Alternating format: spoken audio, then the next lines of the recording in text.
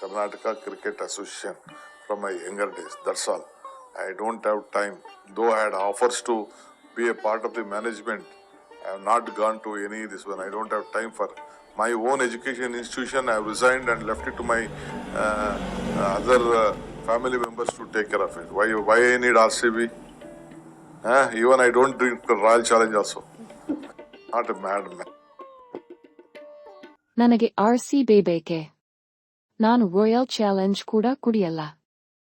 ಕರ್ನಾಟಕ ಉಪಮುಖ್ಯಮಂತ್ರಿ ಡಿ.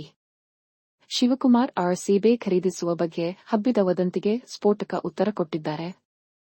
ಅವರು AEAಗೆ ಹೇಳಿದ್ದು, ನಾನು ಹುಚ್ಚನಲ್ಲ. ನಾನು ಕೇವಲ ನನ್ನ ಬಾಲ್ಯದ ಕಾಲದಿಂದ ಕರ್ನಾಟಕ ಕ್ರಿಕೆಟ್ ಅಸೋಸಿಯೇಷನ್ ಸದಸ್ಯನೇನು. ನನಗೆ ಸಮಯವೇ ಇಲ್ಲ. ಮತ್ತು ಕೊನೆಗೆ ಒಂಥರ ಬಾಂಬ್ ಹಾಕಿದ್ರು. ನನಗೆ RCB ಬೇಕೆ.